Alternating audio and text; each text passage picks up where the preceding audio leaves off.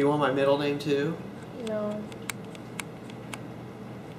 So I guess you don't want any accents either. What are some of the things that you do that you think makes you a guy? Pee standing up? Just kidding. I don't pee in public, I just pee here because I'm outside and no one's around. E-bird. You want to know what defines me as a man? Yeah. Having a small little bird.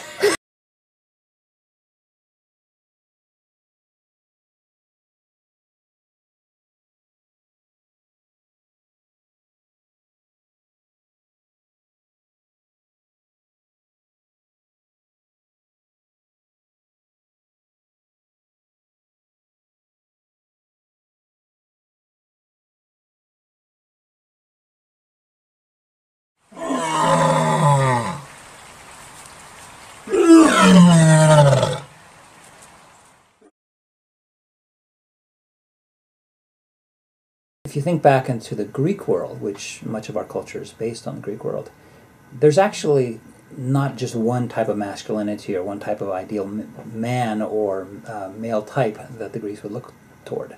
They would look at someone like Heracles, who you may know as Hercules. As the big, muscular, tough guy. He was certainly celebrated, especially in the wrestling schools in the Palestra.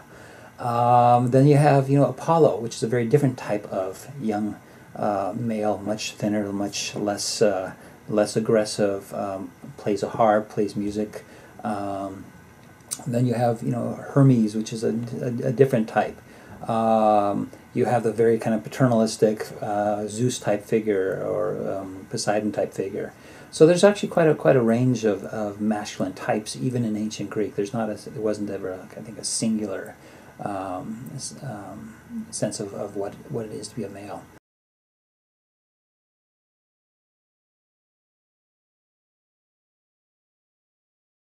There's a lot of research that suggests that a lot of what comes across as ideal masculinity or ideal femininity in a given society are the markers of wealth or social status. In the 19th century, Shane would have been regarded as an ideal man because the big muscular tan guy was the guy out working in the fields. Yeah.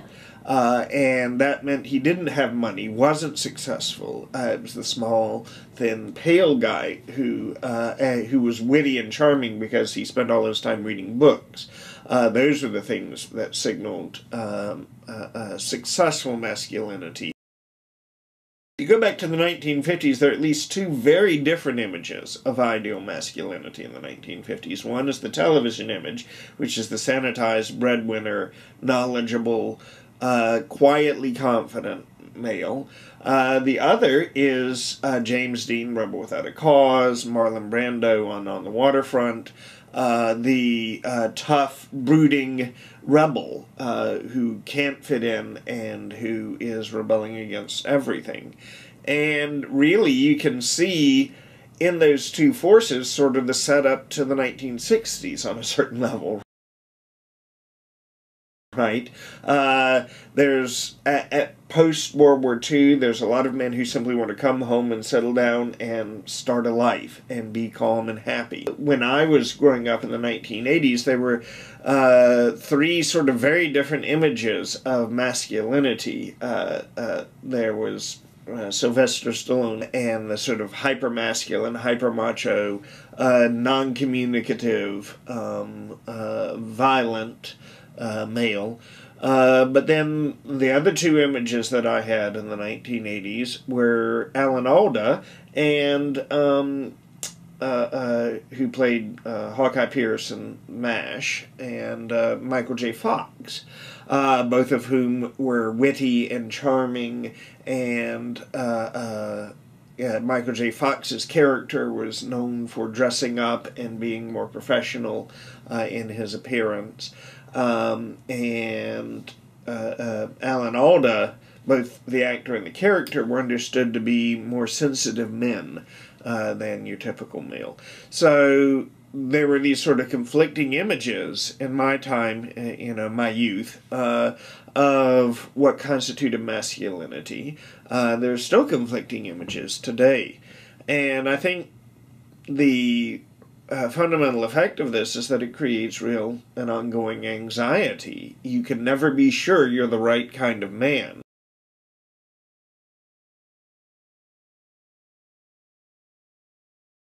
Masculinity typically is defined in opposition to femininity. Femininity is defined by attention to personal appearance. So masculinity must be, I don't care about my personal appearance, and by extension, I don't care what people think of me. The ideal man is really a struggle over what the ideal man is in any given moment. And the same is true, for example, with Charlie Sheen. On the one level, Charlie Sheen is an extension of something that I've commented on in my classes all the time, which is that the primary way to perform masculinity right now, the primary way, I would argue, but not the only way, is to not give a damn. And that is to visibly not give a damn. So you wear clothes that are brand label clothes, but they look shabby, and you wear them without a belt, and you wear your shirt untucked, and you have gel in your hair, but you purposefully muss it to make it look like you just got out of bed, but not really. And so, you know, and Charlie Sheen, people who say Charlie Sheen doesn't give a shit, you know, of course he does. He cares a great deal about what people think about him. That's why he goes on television and does interviews. That's why he did the tour circuit for a while. But he works very hard to perform the identity of someone who is unconcerned with others' views of himself.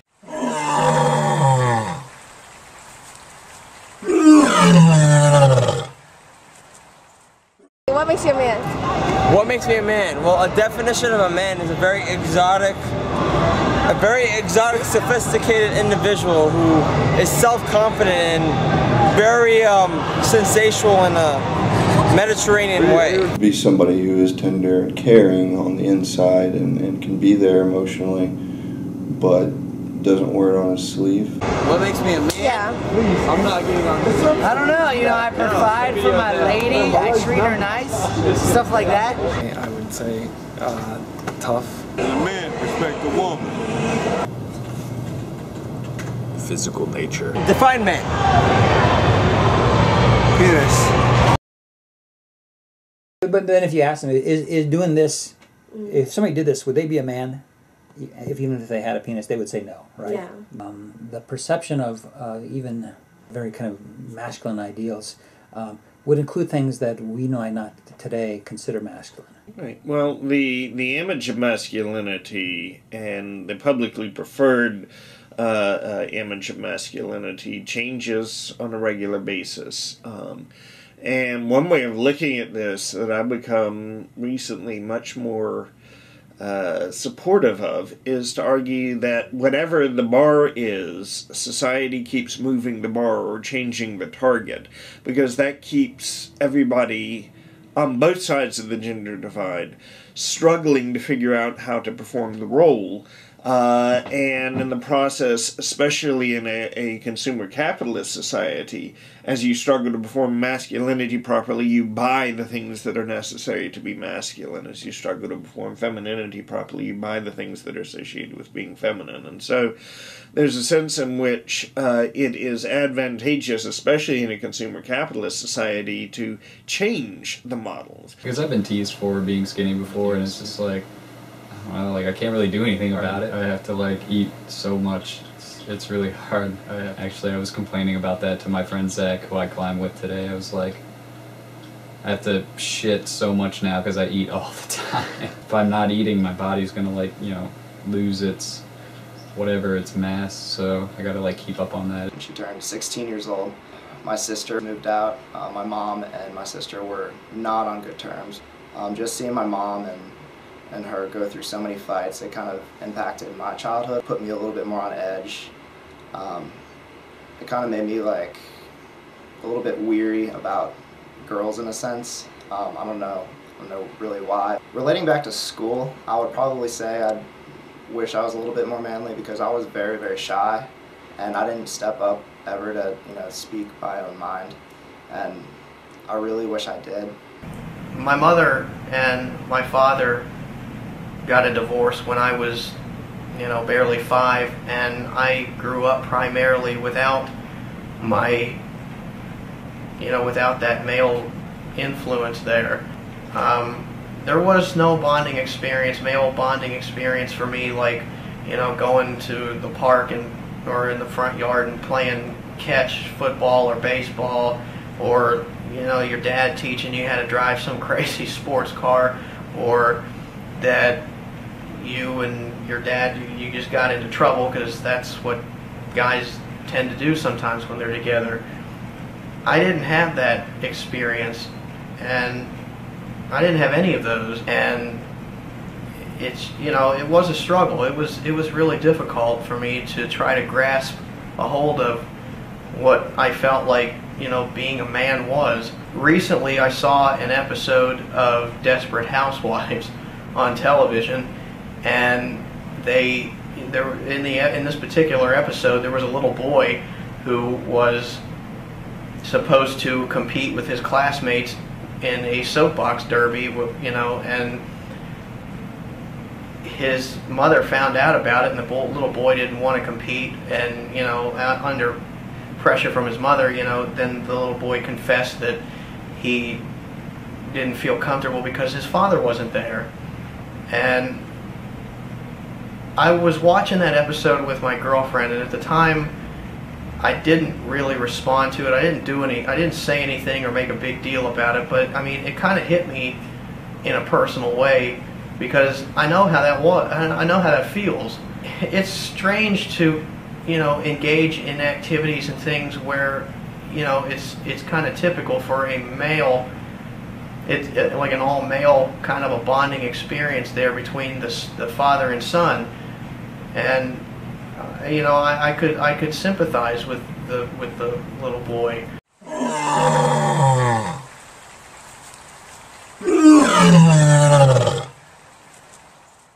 What happened to me as I started to get older is I became more comfortable with accepting the fact that those experiences weren't going to be part of my life. And I think the more that I became comfortable and the more that I understood that, the more that I started to define for my own self what I felt being a man, a masculine man, was.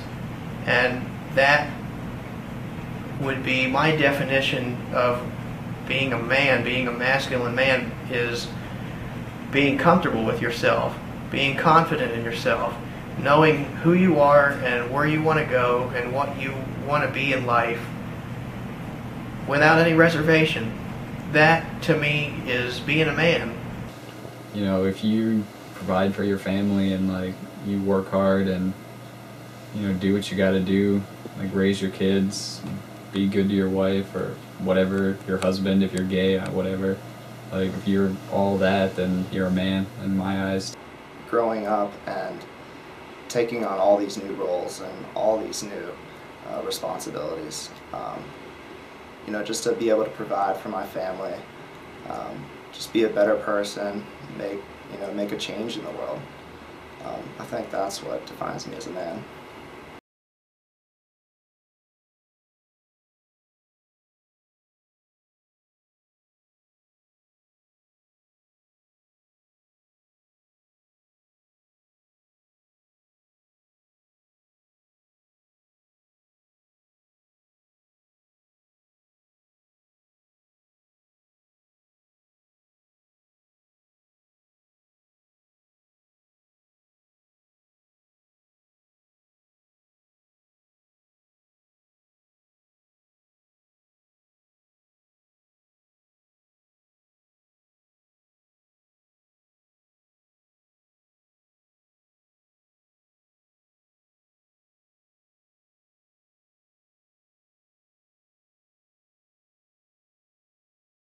Masculinity is a moving target. I think it's always been a moving target, and it remains a moving target, with a practical consequence of always keeping men anxious about whether or not they're performing their masculinity properly.